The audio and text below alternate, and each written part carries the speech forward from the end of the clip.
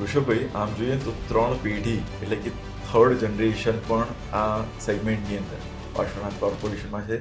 તો પેઢી દર પેઢી આ બિઝનેસ કઈ રીતના ટ્રાન્સફર થાય? રિયલ એસ્ટેટ ડેવલપર તરીકે સેમ ફર્મમાં આજે 57 યર સેમ ફર્મમાં થયા છે અને એ ફર્મની અંદર 42,000 ઘરો અત્યાર સુધી અમદાવાદની અંદર આપ્યા છે.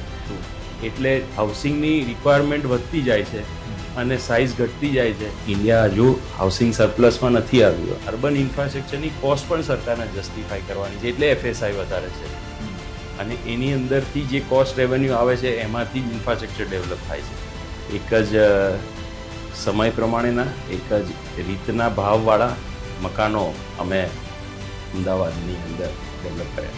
આ ખાસ વાતોને જુઓ GCCIની YouTube ચેનલ પર. ગુજરાત ઉદ્યોગ જગતની ચર્ચા.